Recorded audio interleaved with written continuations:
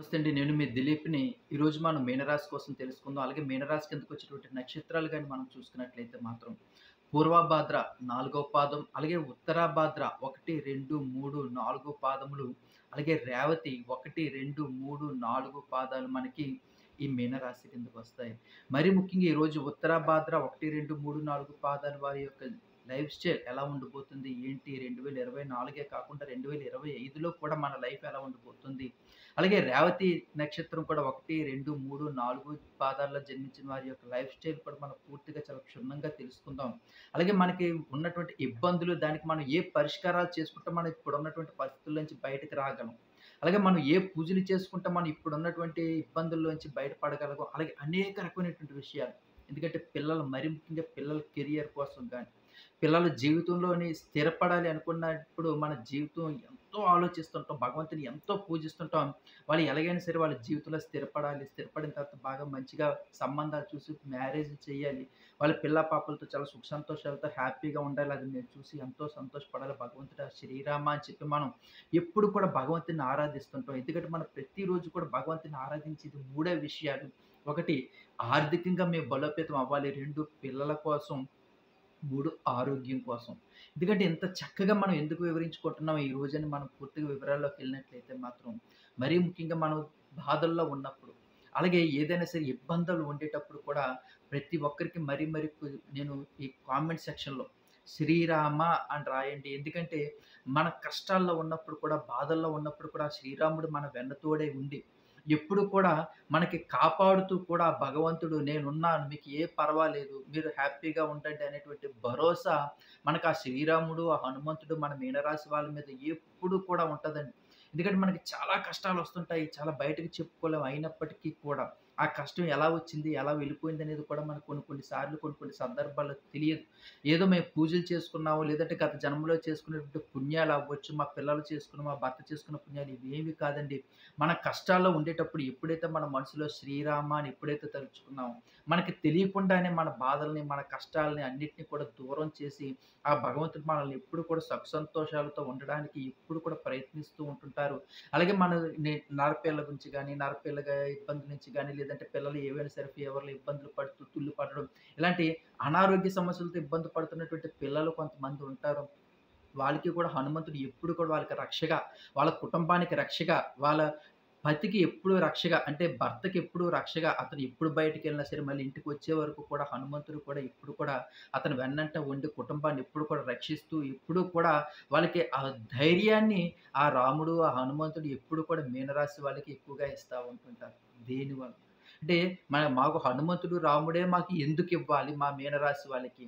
అలాగే అనేటువంటి ఒక డౌట్ కూడా రావచ్చు. దీనికోసం మనం క్షుణ్ణంగా ఈరోజు మొత్తం వీడియో అంతా మీరు పూర్తిగా చూసినట్లయితే మాత్రం, నిజమే మా జీవితంలోని మేము ఇప్పటిదాకా పడుతున్న వాటన్నిటికి కూడా కారణం ఆ భగవంతుడు శ్రీరాముడు మమ్మల్ని రక్షించాడు. ఎన్నో ఇబ్బందుల్లోంచి మమ్మల్ని బయటపడగలిగాడు అనేటువంటి ఒక భావన కూడా మీలో కలిగే అవకాశాలైతే మాత్రం తప్పకుండా ఉంటాయి. అందుకే కామెంట్ సెక్షన్‌లో కూడా నేను జై శ్రీరామ అని రాయండి. అది మీ జీవితానికి ఎంతో, ఎంతో ఉపయోగపడుతుంది. మీరు కష్టాల్లో, బాధల్లో, సంతోషాల్లో ఎప్పుడు కూడా నోట్లోంచి 3 అక్షరాలు శ్రీరామ అని పలకడం మాత్రం ఎప్పుడు కూడా మర్చిపోకండి. అలాగే కొత్తగా వ్యూవర్స్ ఎవరైనా చూస్తున్న వాళ్ళు కూడా కామెంట్ సెక్షన్‌లో శ్రీరామ అని రాయండి. అలాగే నా సబ్‌స్క్రైబర్స్ అందరూ కూడా ఎలాగో శ్రీరామ అని రాస్తుంటారు. అలాగే కొత్తగా చూస్తున్న ఎవరైనా సరే నా ఛానెల్‌ని కూడా సబ్‌స్క్రైబ్ చేసుకోకపోతే మీకోసం మరి ముఖ్యంగా మీనరాశి వాళ్ళందరూ కూడా నా ఛానెల్‌ని సబ్‌స్క్రైబ్ చేసుకోండి. మీ జీవితంలో ఎదుగుదలకి మీకు అవసరమైనటువంటి అన్ని రకాలైనటువంటి ఉపాయాలు గాని, అన్ని రకమైనటువంటి పూజలు గాని, మీ జీవితంలో ఏ విషయంలో ఎలాంటి పూజ చేసుకుంటే మీ జీవితంలో హ్యాపీగా ఉండగలుగుతారనేది కూడా చక్కటి పరిష్కారాలతోటి నేను మీకు వీడియోలు చేస్తున్నాను. అలాగే చాలామంది మనకి మీరు కామెంట్ సెక్షన్‌లో నా వీడియోలన్నీ కూడా మీరు చూడండి. ప్రతి ఒక్కరు కూడా పూజలు చేసుకొని, నేను చెప్పిన విషయాల్లో పూజలు చేసుకొని ఈరోజు ఎంతో ఆనందంగా ఉన్నారు.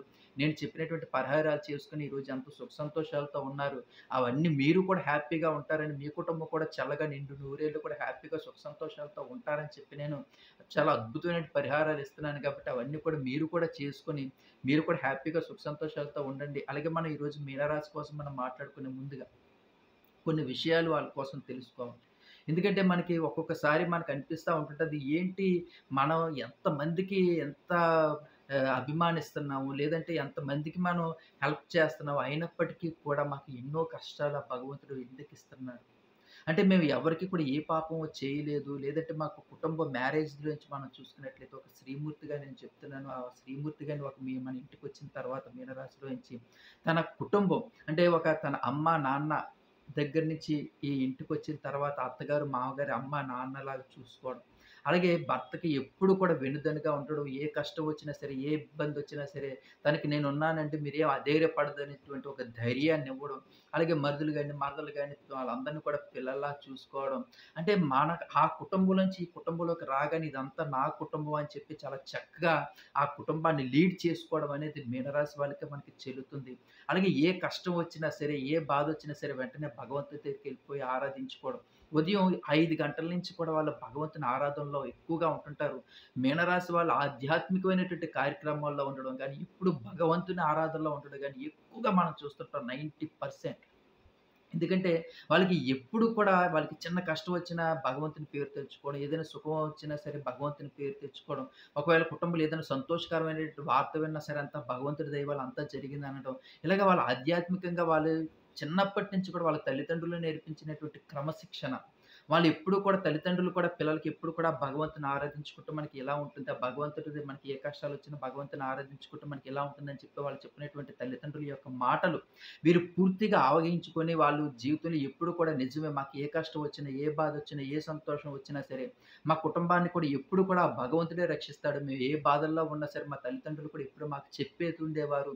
మేము కూడా ఈ భగవంతుని ఆరాధించుకోవడం వల్ల మా జీవితంలో సుఖ సంతోషాలతో మేము ఎప్పుడు కూడా హ్యాపీగా ఉండగలుగుతాము అని చెప్పి ఒక రకమైనటువంటి ఆధ్యాత్మికమైనటువంటి చింతన భావంతోటి వీళ్ళుంటారు కాబట్టి చాలా సెన్సిటివ్ పర్సన్స్ మనకి ఈ మీనరాశిలో కనిపిస్తుంటారు. ఎందుకంటే వాళ్ళకి ఏ చిన్నది ఇబ్బంది కలిగినా సరే వెంటనే కళ్ళంట నీరొచ్చేయడం గాని, లేదంటే ఏదైనా వినకూడని మాటలు ఏవైనా విన్నా సరే వెంటనే బాడీ షేక్ లాగా వచ్చి కళ్ళు తిరిగి పడిపోవడం గాని, అంటే వీక్‌నెస్ అనేది ఎక్కువగా ఉంటుంటది వీళ్ళకి.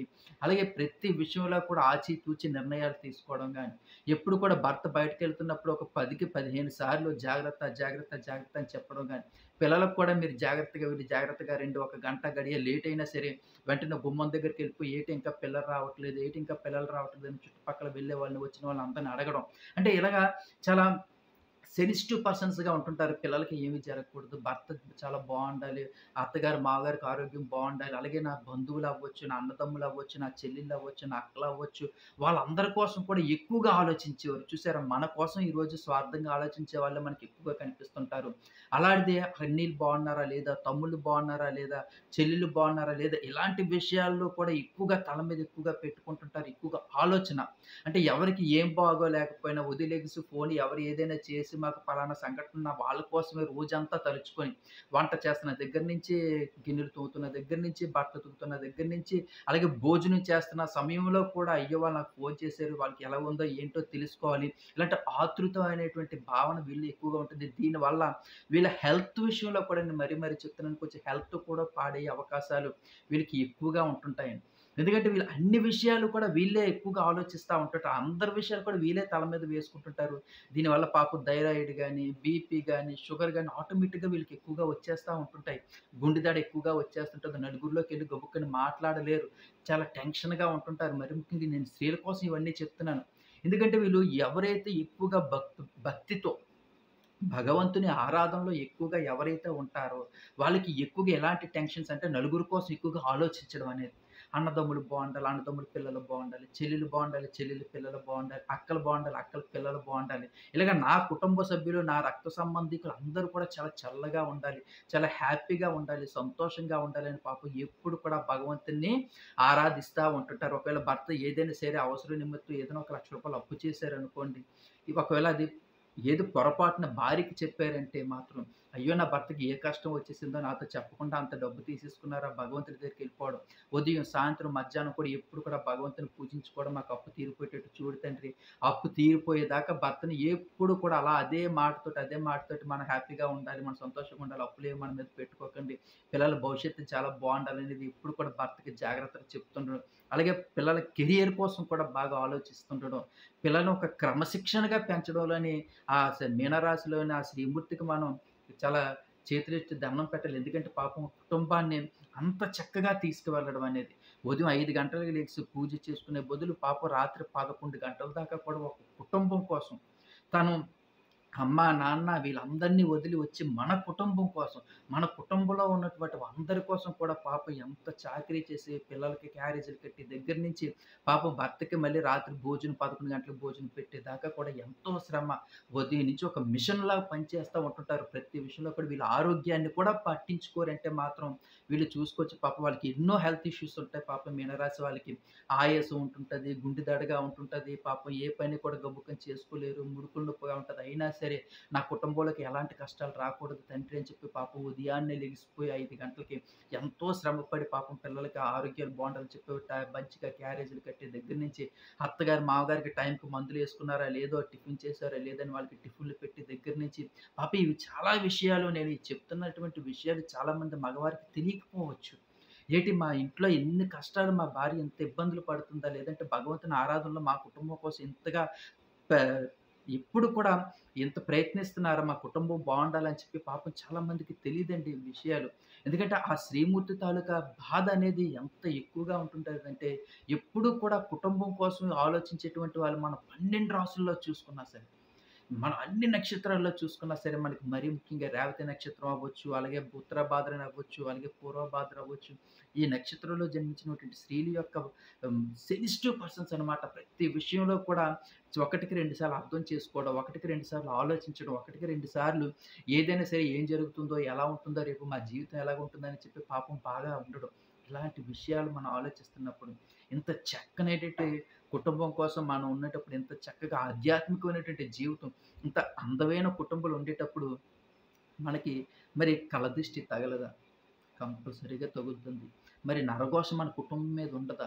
కంపల్సరీగా ఉంటుంది. మరి ఎంత ఇబ్బందంటే మనకి ఎప్పుడు కూడా భగవంతుని ఎప్పుడు ఆరాధించుకోవడం, ఈ మీనరాశి వల్ల ఉన్నటువంటి గొప్ప స్పెషల్ ఏంటంటే పాపం ఆ శ్రీమూర్తులు ఆళ్ళు ఏదో అందరిలాగా మామూలుగా పూజ చేసేసాం, దీపం పెట్టేసామంటే వీళ్ళకి సాటిస్ఫై అవ్వరండి.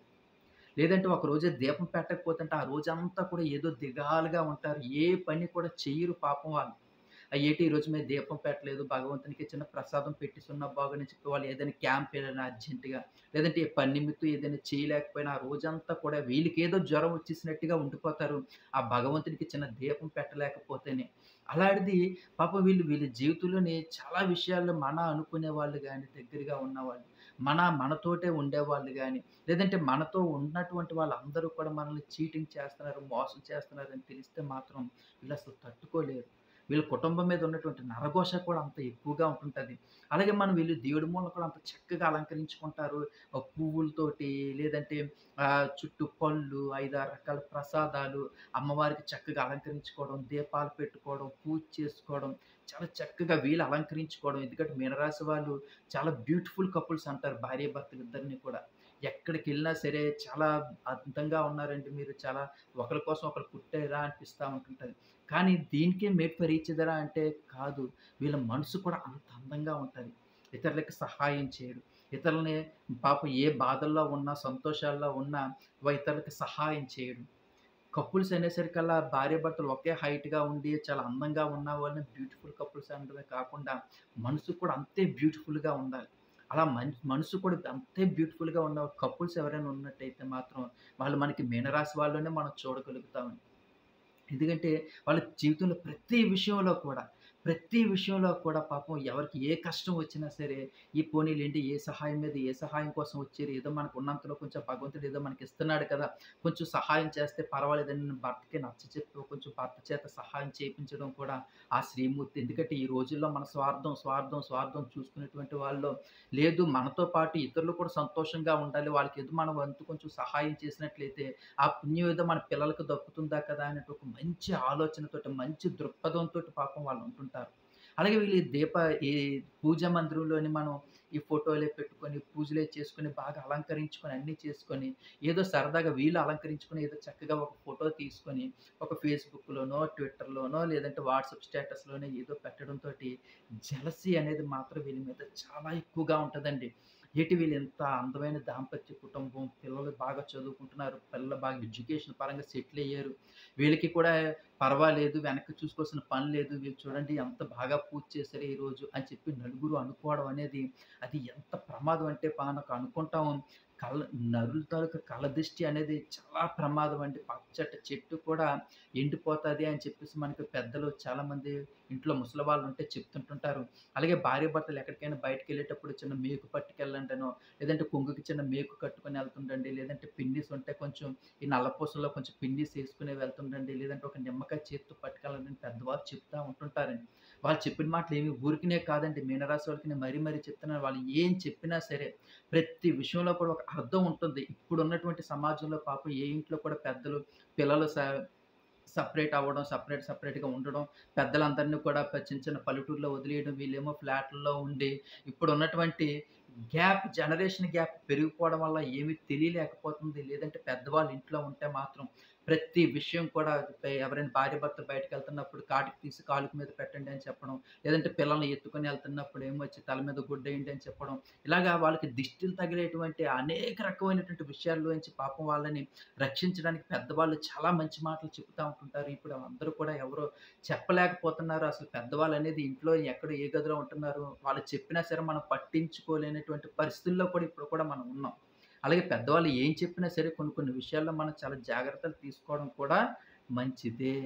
అలాగే మన కుటుంబంలోని కొన్ని ఏదైనా సరే ఇప్పుడు ఇబ్బందులొచ్చినా సరే నరఘోష గాని, నరపీడల వల్ల ఇంట్లో మూల స్తంభమైనటువంటి భర్తకి గాని ఏదైనా చిన్న అనారోగ్యం చేసిందనుకోండి, మనం తట్టుకోలేము. అయ్యో! మనం ఎందుకంటే చాలా సెన్సిటివ్ పర్సన్స్‌మి. మన భర్తకి ఏమైనా అనారోగ్యం చేసినా లేదంటే అనుకోని ఏదైనా చిన్న చిన్న యాక్సిడెంట్లు జరిగినా సరే చాలా ఇబ్బందిగా ఉంటది. ఇటు మేము భగవంతుడిని ఆరాధించుకుంటున్నాము, పూజించుకుంటున్నాము. అయినప్పటికీ కూడా మా కుటుంబంలో ఇన్ని సమస్యలు రావడం ఏంటి, అత్తగారి, మామగారికి కూడా హెల్త్‌లు బాగోకపోవడం, మరీ ముఖ్యంగా పిల్లలు అంత బాగా చదువుతుంటారు.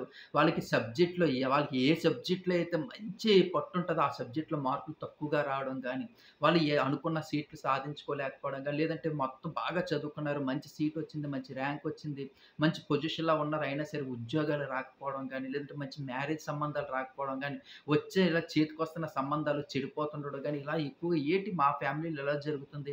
మా ఫ్యామిలీకి ఎందుకిలా జరుగుతుంది? అసలు ఏం ఇబ్బంది కలగట్లేదంటే నరఘోష అనేది మన ఫ్యామిలీ మీద ఎప్పుడైతే తగిలిందో, ఎవరు కూడా రూ. 10 మనకు సహాయం చేయరండి. కానీ ఎవ్వరు కూడా మనకి రూ. 10 సహాయం చేయరు. ప్రతీది కూడా రూపాయి మనకేమి లక్షల రూపాయలు అటు పుట్టింటి తరపు నుంచి గాని, అత్తారింటి తరపు నుంచి గాని మనకేమి కలవు. ప్రతి రూపాయి కూడా మనం దాచుకొని మన పిల్లలని చదివించుకోవడం, మనం మంచి దుస్తులు ధరించుకోవడం, ఏదైనా చిన్న చిన్న బంగారాలు కొనుక్కోవడం, ఉన్న డబ్బుని జాగ్రత్తగా దాసుకొని చిన్న సైట్ కొనుక్కోవడం, ఇల్లు కొనుక్కోవడమో, కారు కొనుక్కోవడమో, బండి కొనుక్కోవడం ఇవేవో మన సొంత డబ్బులతోటి మనం చేసుకున్నా సరే జెలసీ అనేది ఉంటుంది గదా! ఆ జెలసీ తోటి మన కుటుంబం మీద చాలా ఇబ్బందులకు గురవుతుంటాం. మన అనుకునే వాళ్ళ నుంచి కూడా. ఎప్పుడు కూడా మన అనుకునే వాళ్ళ నుంచి కూడా మనకి ఈ గొ ఇబ్బందులనేవి ఎక్కువగా గురవుతా ఉంటుంటామండి. ఆ ఇబ్బందులనేవి నరఘోష కింద, ఏడుపుల కింద, మన వెనకాతలే ఉండి వెన్నుపోటుగా ఉండి మనం ఎప్పుడు పాడైపోతామా అని చూస్తే నవ్వుకునే వాళ్ళు కొందరుంటారు. మన ఆరోగ్యాలు పాడైపోతున్నాయి, వీళ్ళకి ఇలాగే అవ్వాలి, వీళ్ళు ఇన్నాళ్ళు మా మాట విన్నారా, చేశారా అనేటువంటి మాటలతో గుచ్చడం. మీరు మాకు ఏ సహాయం చేశారు, మరి మీకు ఇలాగే జరగాలి అనేటువంటి ఒక వెన్నుపోటు మాటలతో మాట్లాడడం, ఇలాంటి మనుషుల మధ్య మేము బ్రతుకుతున్నాం. ఇలాంటి మనుషుల మధ్యన మా జీవితం ఎన్నాళ్ళు కూడా అనుకోని ఇంత హెల్పింగ్‌గా ఉన్నాము. ఇంత హెల్ప్ చేసావు. అయినప్పటికీ కూడా మాకు విలువ ఇచ్చేది వీళ్ళా అనేది మనకప్పుడు తెలుస్తదండి. అప్పటికి తెరిచే లోపలే మనం చాలా కోల్పోతుంటాం. ఆస్తులు కోల్పోతుంటాము. హెల్త్‌లు కోల్పోతుంటాము. చాలా ఇబ్బందులు పడుతుంటాం. అయినప్పటికీ కూడా మా కుటుంబాలు ఇలా జరుగుతుంది. మరి మాకు దీనికి ఏమైనా పరిష్కారం లేదా గురువుగారు అని చాలామంది మనకు కామెంట్ సెక్షన్‌లో అడుగుతున్నారు. వాళ్ళందరికీ కూడా నేను మరీ చెప్తున్నాను. ప్రతి మంగళవారం కూడా మీ భర్తకి అవకాశం ఉన్నా లేకపోయినా అతను ఆఫీస్‌కెళ్ళిపోవచ్చు. లేదంటే వ్యాపార నిమిత్తం బయటికెళ్ళిపోవచ్చు. పిల్లలు ఎడ్యుకేషన్ పరంగా బయటికెళ్ళిపోవచ్చు. కానీ మీకు అవకాశం ఉంటే మాత్రం ప్రతి మంగళవారం కూడా 11 తమలపాకుల మీద మీరు అరటిపళ్ళు పట్టుకెళ్లారా, కొబ్బరికాయలు పట్టుకెళ్లారా, అభిషేకాలు చేయించుకున్నారా, ఇవన్నీ కూడా హనుమంతుడికి చూడడండి. మీరు 11 తమలపాకుల మీద శ్రీరామ అని రాసి పసుపుతో గాని, కుంకుమతో గాని రాసి 11 ఆకుల్ని తీసుకెళ్ళి హనుమంతుని గుడికి తీసుకెళ్ళి మీరు అతని పాదాల దగ్గర పెట్టండి. ఇది ఎందుకు చెప్తున్నాననేది కూడా దీనికి చాలా అర్థం ఉంటుంది. శ్రీరామ అని రాయడంతోటి మాకు అంత ఈ నరఘోష నుంచి మేము బయటపడడానికి అంత అవకాశం ఉంటుందా? మేము ఇది శ్రీరామ అని రాయడంతోటి మా జీవితంలో అన్ని వెలుగులు వెలుగుతాయా? శ్రీరామ అని రాయడంతోటి మా జీవితం అంత సక్సెస్ అవుతుందా? అందుకే మీకు మొట్టమొదటిసారిగానే చెప్పాను. వీడియో పూర్తిగా చూడండి మీకు అర్థమవుతుంది. నేను కామెంట్ సెక్షన్‌లో మీకు శ్రీరామ, జై హనుమ అని ఎందుకు రాయమన్నాను అనేది. ఎందుకంటే మనకి ఆ హనుమంతుని యొక్క మనకి యుద్ధకాండలోని రామాయణంలో యుద్ధకాండ అంతా పూర్తయిపోయిన తర్వాత శ్రీరాముడు పట్టాభిషేకం ఎక్కేటప్పుడు హనుమంతుని పిలిచి గట్టిగా కౌగిలించుకొని "హనుమా నువ్వు లేకపోతే నేను ఏవి సాధించలేకపోదును. నువ్వు ఉండడం వల్ల ఇంత సాధించాను" అనగానే, "తండ్రి నువ్వే లేకపోతే నాకు ఈ జీవితమే లేదని" చెప్పి హనుమంతుడు చెప్పడం. ఈ ఇద్దరి కాంబినేషన్ చూసి పక్కనే ఉన్నటువంటి సీతాదేవి హనుమంతుడిని పిలిచి ఒక హారాన్ని హనుమంతునికి ఇచ్చి కానుకగా ఇచ్చినప్పుడు హనుమంతుడు హారాన్ని వెనక్కి, ముందుకి తిప్పి చూసి, "దీని మీద శ్రీరాము అనే నామము లేదే తల్లి. నాకు ఈ శ్రీరామ నామము లేనిదే నాకు ఈ హారము ఎందుకు తల్లి" అని చెప్పి తిరిగి ఆ హారాన్ని ఆ సీతాదేవి చేతిలో పెట్టేయడం మనం అన్నీ కూడా చూసే ఉన్నాం. మరి అంత శ్రీరామనామం కొన్ని లక్షల సంవత్సరాలు శ్రీరామ, శ్రీరామ, శ్రీరామ, శ్రీరామ అతని నోట్లోంచి వచ్చే మూడే 3 అక్షరాలు ఎప్పుడు కూడా శ్రీరామ. తన జీవితం అంతా కూడా శ్రీరాముడి కోసం అంకితం చేసాడు. ఆ శ్రీరాముడి నామం ఎక్కడ విన్నా సరే అక్కడికి పరిగెట్టుకొని వెళ్ళిపోయేటువంటి హనుమంతుడికి మనం ఈ పాదాల దగ్గర ఈ శ్రీరామ అని రాసేటువంటి తమలపాకుల మీద పాదాల దగ్గర ఎప్పుడైతే పెట్టామో తనంతా కూడా ఒక్కసారిగా చలించిపోయి ఆ తమలపాకులు తీసుకొని తన గుండెకి హత్తుకొని మనకు ఉన్నటువంటి కష్టాలు, నష్టాలు, బాధలు, నరపీడ, నరదిష్టి ఇంక ఉన్నా సరే మన పిల్లల మీద గాని, మన కుటుంబం మీద గాని, భర్త మీద గాని ఉన్నా సరే వాటి నుంచి రక్షించగలిగేటువంటి ఏకైక కారకుడు హనుమంతుడు. మన కుటుంబాన్ని కష్టాల్లోంచి బయటపడేయడానికి మన నరపీడ, నరఘోషలోంచి అసలు మనకి ఏ ప్రాబ్లమ్ ఉన్నా సరే, అలాంటి వాటిలోంచి రక్షించడానికి మనకు హనుమంతుడు ఎప్పుడు కూడా మన కుటుంబాన్ని ఎప్పుడు కూడా రక్షించడానికి, వెన్నుదన్నుగా ఉండడానికి ఆ శ్రీరాముడు ఎప్పుడు కూడా కాపాడుతా ఉంటుంటాడు. అందుకే ప్రతి ఒక్కళ్ళకి చెప్పాను. శ్రీరామ అని రాయండి కామెంట్ సెక్షన్‌లో. హనుమా అని రాయండి. జై శ్రీ ఆంజనేయం అని అనుకోండి ఎప్పుడు కూడా మనసులోని. అలాగే మీరెప్పుడు కూడా పఠించండి. ఈ కామెంట్ సెక్షన్‌లో రాసేసాం కదా అని వదిలేయడం కాదు. ఇది ఏంటంటే ఒకసారి రాయడం వల్ల మనకి చిన్నప్పటి నుంచి తెలిసి ఏదైనా పదాన్ని ఒకసారి రాసాము అంటే అది ఎప్పుడు కూడా మనకు గుర్తుంటది. ఆ గుర్తు రోజు కూడా మనం శ్రీరామ, శ్రీ ఆంజనేయం, శ్రీరామ, శ్రీ ఆంజనేయం అని మన మనసులో ఎప్పుడు కూడా అనుకున్నాం అనుకోండి, మనకి జరగవలసినటువంటి పనులన్నీ కూడా జరుగుతా ఉంటుంటాయి. మా జీవితంలో మేము సక్సెస్ సాధించలేము అనుకున్నటువంటి పనులన్నీ కూడా సక్సెస్ సాధించవచ్చు. మన జీవితంలో ఎన్నో అనుకోలేనటువంటి పనులన్నీ కూడా మనం సక్సెస్ సాధించవచ్చు. అలాగే మనకి ఈ రేవతి నక్షత్రం కోసం కూడా మనం మాట్లాడుకుందాం కొన్ని విషయాల్లోని. రేవతి నక్షత్రంలో 1, 2, 3, 4 పాదాల వాళ్ళు జన్మించిన వారికి, 4 పాదాల్లో జన్మించిన వారికి అంటే 4 పాదాల్లో జన్మించిన వారికి ఒక్కొక్క లైఫ్ స్టైల్ అనేది ఒక్కొక్కలా ఉంటుంది రేవతి నక్షత్రంలో.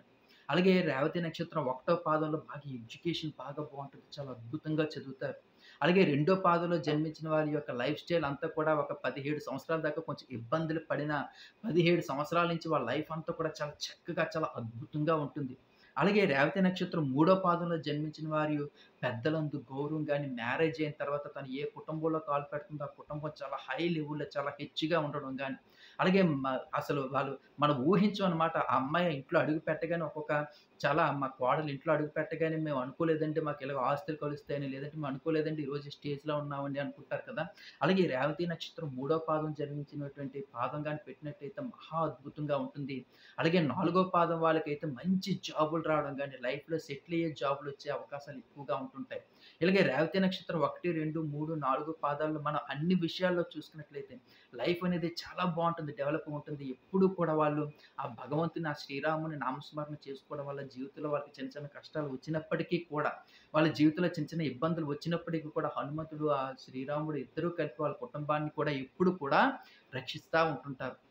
అలాగే ఉత్తరాభాద్ర నక్షత్రాల గురించి కూడా మనం చూసుకున్నట్లయితే 1, 2, 3, 4 పాదాలు విభజించుకున్నట్లయితే మాత్రం ఒకటో పాదంలో జన్మించిన వారి యొక్క చదువు కూడా చాలా అద్భుతంగా ఉంటుంది. వాళ్ళు ఎప్పుడు కూడా చదువు సరస్వతి పుత్రులు అంటుంటారు. పిల్లలు అంత చక్కగా చదువుతుంటారు. ఏ విషయంలో కూడా మరుపు అనేది వాళ్ళకు ఉండదు. ప్రతి విషయాన్ని కూడా చాలా అనర్గళంగా మాట్లాడటం గాని, ప్రతి విషయంలో కూడా చాలా క్షుణ్ణంగా ప్రతి విషయాన్ని కూడా చాలా సుదీర్ఘంగా ఆలోచించి దానికోసం ప్రతీది కూడా ఆలోచిస్తా ఉంటుంటారు.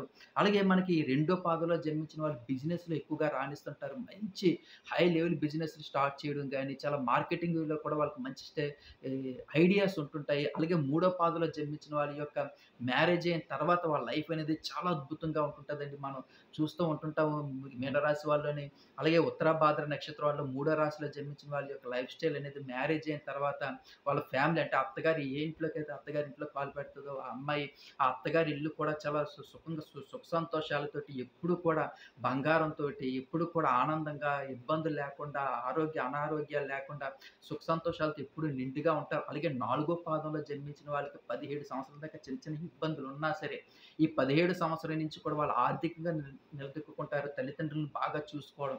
తల్లిదండ్రులంటే ప్రేమ, అభిమానం అంటే వాళ్ళు ఎప్పుడు కూడా అమ్మ, నాన్న అనేది వాళ్ళకి చాలా ఎక్కువగా ఇష్టపడతా ఉంటుంటారు. అలాగే ఈ పాప 17 సంవత్సరాలు దాటిన తర్వాత కూడా వాళ్ళ కుటుంబం అనేది చాలా హెడ్జ్ అవ్వడం. అంటే మనం అనుకోని విధంగాను వాళ్ళకి రియల్ ఎస్టేట్‌లో, బిజినెస్‌లోనో దేంట్లోనో మంచి గ్రోత్‌నెస్ రావడం గాని, అంటే చిన్నప్పటి నుంచి కూడా వాళ్ళకి బిజినెస్ పాప పుట్టిన దగ్గర నుంచి కూడా ఉత్తరాభాద్ర 4 పాదంలో జన్మించినప్పటి నుంచి కూడా వాళ్ళ బిజినెస్ గ్రోత్‌నెస్ పెరుగుతున్నప్పటికీ కూడా 17 సంవత్సరాలు దాటిన తర్వాత కూడా చాలా అద్భుతంగా ఉంటుంది. అలాగే పాప కూడా బాగా చదువుకొని మంచి ఉద్యోగంలో ఉన్నటువంటి స్థాయికి కూడా రావడానికి 17 సంవత్సరాల తర్వాత నుంచి కూడా ఒక మంచి దశ అనేది పాపకి వచ్చే అవకాశాలైతే ఉన్నాయి. అలాగే పూర్వభాద్ర 4 పాదం కూడా మనం చూసుకున్నట్లయితే మాత్రం జీవితంలో కొన్ని కొన్ని విషయాల్లోని మనం అనవసరంగా కొన్ని కొన్ని విషయాల్లో తలదూర్చి ఇబ్బందులు తెచ్చుకుంటాము. అయినప్పటికీ కూడా మనం అవన్నీ కూడా గొడవలన్నీ కూడా సమసిపోతాయి. అలాగే ఫ్యామిలీలో చిన్న చిన్న డిస్టర్బెన్స్ ఉన్నా సరే, అవి కూడా భార్యాభర్తలు కూర్చొని మాట్లాడుకుని సమస్యలన్నీ తీరిపోతాయి. అలాగే చిన్నప్పటి నుంచి చిన్న చిన్న అనారోగ్య సమస్యలు ఉన్నప్పటికీ కూడా 16, 17 సంవత్సరాలు యుక్త వయసు వచ్చిన దగ్గర నుంచి కూడా వాళ్ళు చదువు మీద ఎక్కువగా కాన్సంట్రేషన్ చేయడం. అలాగే బాగా చదవడం. మా తల్లిదండ్రులు ఎంతో కష్టపడుతున్నారు. మేము కూడా బాగా కష్టపడాలి. కష్టపడి ఉన్నతమైన స్థాయికి రావాలని చెప్పి పాపం వాళ్ళు కూడా బాగా చదువుతారు. మంచి ఎడ్యుకేటెడ్‌గా మంచి వెరీ వెల్‌గా ఉంటారు. అలాగే ఆర్థిక పరంగా కూడా మనం చూసుకోవాల్సిన పని లేదు. చాలా బావుంటది. ఆఫ్టర్ మ్యారేజ్ అయిన తర్వాత కూడా భార్యాభర్తలు కూడా సుఖ సంతోషాలతో హ్యాపీగా ఉండే అవకాశాలైతే ఉన్నాయి. అలాగే కొంచెం ఇబ్బందికరమైనటువంటి పరిస్థితులు ఏంటి అంటే నరఘోష అనేది పాపం పూర్వభాద్ర వాళ్ళకి ఉంది. అలాగే ఉత్తరాభాద్ర వాళ్ళకి రేవతి నక్షత్రాలు కూడా నరఘోష, నరపీడ అంటే ఎక్కువగా జెలసీ వీరి కుటుంబం మీద ఎక్కువగా జెలసీ అదొక్కటే తప్ప మిగతా అన్ని విషయాల్లో కూడా చాలా చక్కగా ఉంది మీనరాశి వాళ్ళకి. అలాగే ఫ్యూచర్‌గా కూడా వాళ్ళకి చాలా ఇబ్బందికరమైనటువంటి పరిస్థితులు అంటే శని తాలూకా ప్రభావం చిన్న చిన్న ఇబ్బందులు ఉన్నప్పటికీ కూడా వాళ్ళకి కష్టసాధ్యం కానిది ఏది ఉండదు. వాళ్ళు ప్రతీది కూడా వాళ్ళు చిన్నప్పటి నుంచి కూడా మనం కష్టపడితే గాని మనకి ఏది రాదు. కష్టపడితే గాని ఏది చేయలేము అనేటువంటి దృఢ నిశ్చయంతో ఉంటారు కాబట్టి, వాళ్ళు ప్రతి పని కూడా కష్టపడి సాధించుకోగలుగుతారు. ఈ విషయంలో మాత్రం ఎటువంటి శక్తి లేదు. అలాగే నా ఛానల్ ఇంతవరకు చూస్తున్నటువంటి మీకు అందరికీ కూడా నేను దయచేసి చెప్తున్నా నా ఛానల్‌ని సబ్స్క్రైబ్ చేసుకోండి. సబ్స్క్రైబ్ చేసుకున్నట్లయితే ఇంకా మరిన్ని వీడియోలు మంచి మంచి వీడియోలు మీకోసం నేను చేయడానికి, పోస్ట్ చేయడానికి నేనెప్పుడు ప్రయత్నిస్తూనే ఉంటానండి. అలాగే కామెంట్ సెక్షన్‌లో ఇంకా ఎవరైనా రాయలేని వాళ్ళుంటే జై శ్రీరామ అని ఒక్కసారి చూసిన వాళ్ళు ప్రతి ఒక్కరు కూడా జై శ్రీరామ, జై శ్రీరామ అని రాయడం మర్చిపోకండి. అలాగే ఈ వీడియోని మీకున్నటువంటి సామాజిక మాధ్యమాల్లో అలాగే మీకు ట్విట్టర్‌లో ఉండొచ్చు, లేదంటే టెలిగ్రామ్ ఛానెల్స్ ఉండొచ్చు, లేదంటే ఫేస్‌బుక్ ఉండొచ్చు. ఈ వీడియోని అందులో పోస్ట్ చేసినట్లయినా షేర్ చేస్తే చాలు. మీకు ఆ వీడియోని కొన్ని వేల మంది మీనరాశి వాళ్ళు చూస్తారు. వాళ్ళకి ఏదో కొంచెం ఉపయోగకరంగా ఉంటుంది. వాళ్ళు కూడా ఏవో పూజలు చేసుకుంటారు. ఆ పుణ్యం కూడా మీకే దక్కుతుంది. మీ పిల్లలకి, మీకు, మీ కుటుంబానికే దక్కుతుంది కాబట్టి దయచేసి ఈ వీడియోని మీరు షేర్ చేస్తారని చెప్పి నేను మనసారా కోరుకుంటున్నానండి. అలాగే ఇప్పటిదాకా నా ఛానల్ కూడా ఎవరైనా సబ్స్క్రైబ్ చేసుకోకపోతే దయచేసి నా ఛానల్ కూడా సబ్స్క్రైబ్ చేసుకోండి. అలాగే ఉంటానండి. మీ దిలీప్‌ని. జై శ్రీరామ్.